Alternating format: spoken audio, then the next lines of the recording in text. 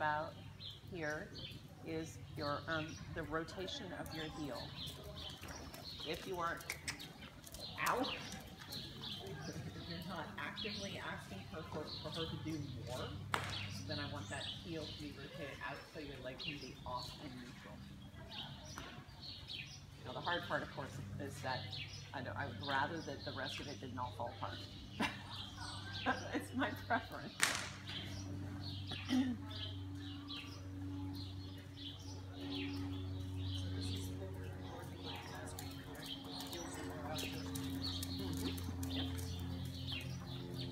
It is a very common recurrence.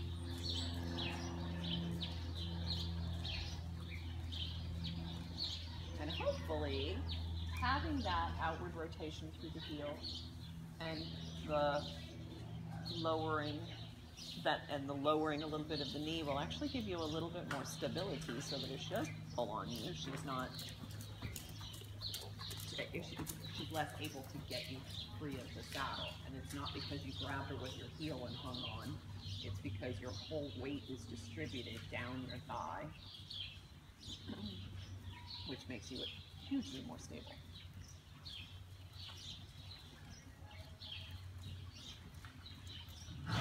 Out.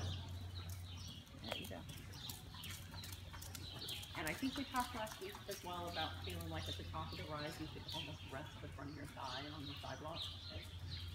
Those things go together, and that's part of your stability there, is that if your thigh is, settled against the thigh block and she's tugging, then you can use the thigh block as like a door wedge, essentially.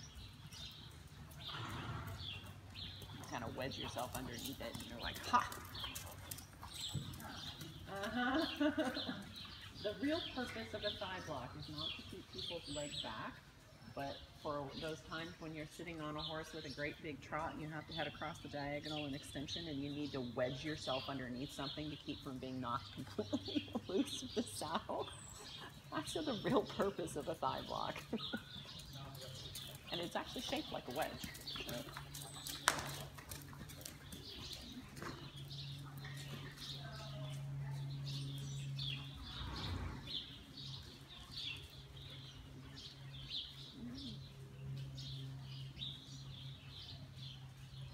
So we're just a skosh limited here with having somebody lunging in the middle of the arena, but you can still, in places like that, you can still ride like just a little bit of a squiggly line. And then when you're doing that, then you're putting your focus a little bit more on making sure that you're not leaning, that you're staying in one piece. So not on that side, but on this side you'll have a little more room.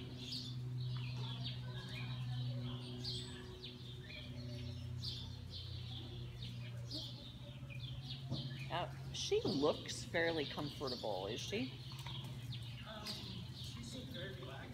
No, I mean just like a comfortable trot, like you could sit on it. Because I'm kind of thinking that we might want to play around with sitting still today. And it's not like trying to sit on a freaking Laban. Yeah.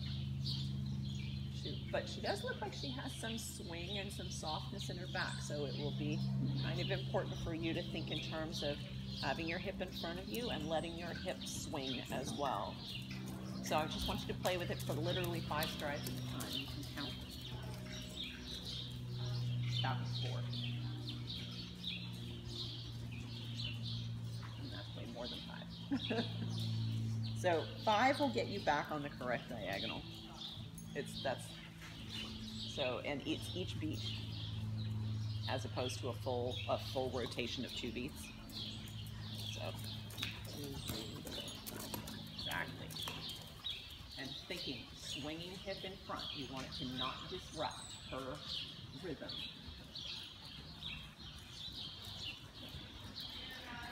Good. Yeah, she does look like she's okay to sit on. Too bad. You can also take a second, slow her down just a teeny bit, take a second to really feel when you sit, so you can sit a little longer, make her a little slower, and feel each front foot hitting the ground. You should be able to feel how one seat bone drops a little bit more than the other. So when she puts her right front foot down, your right seat bone goes down just a little bit. Puts the left one down, your left one goes down a little bit. If you can feel those things so that your feet swings both back to front and a little bit side to side, you'll sit more securely. Okay? You'll be more with the movement. So try it just from the walk. Go ahead and trot on without too much enthusiasm, and just sit up there feeling right, left, right, left, right, left, right, left, right, left. Yeah? You feel it? No, she says I'm barely trotting, so that'll happen. It gets more comfortable when that happens. That's good.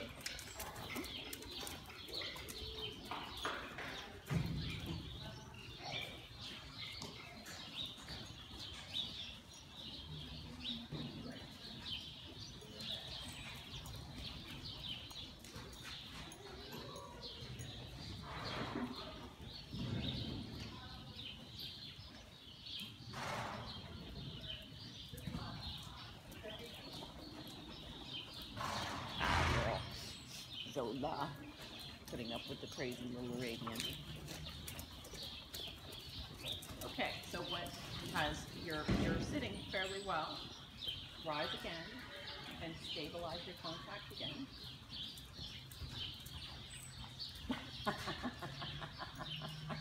That's a Laura shirt, actually. I love it.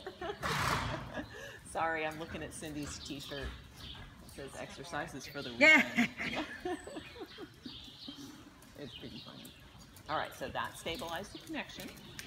Now remember, it's with one thing for you to passively resist her pulling down. It is another thing entirely for you to actively pull back. So you can set your elbow and strengthen your body so that she bashes into that on her own. That's totally cool. But you can't take one hand and pull back. Not right now. I mean, there's a time and a place for everything, but that's not where we're at today.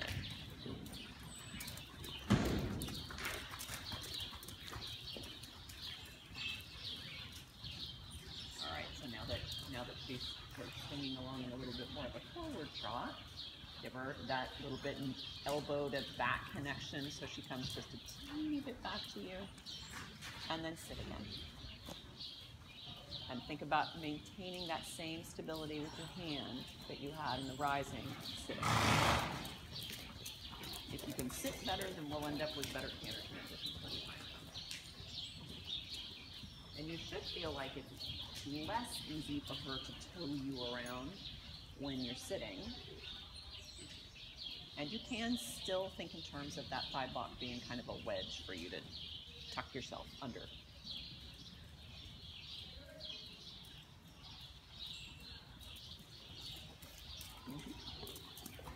Sitting again. Right, left, right, left, right, left.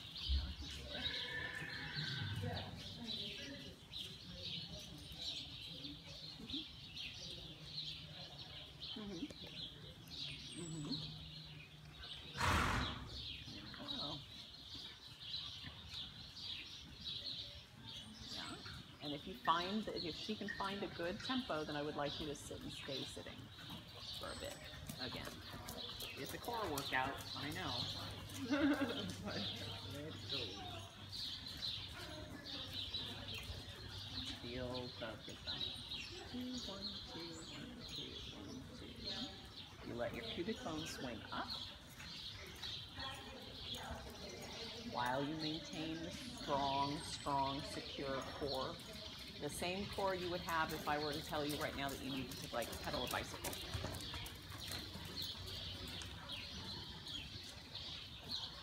And if you feel like it's getting messier and messier rather than better and better, then you go forward to rising. Good. Here you go.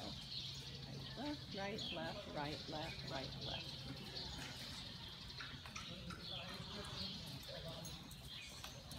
Yeah, as long as you've got your heel out a little bit.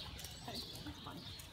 Why don't you go ahead and let her have a genuine walk break on the buckle? I don't think she's actually had a break on the long rein yet.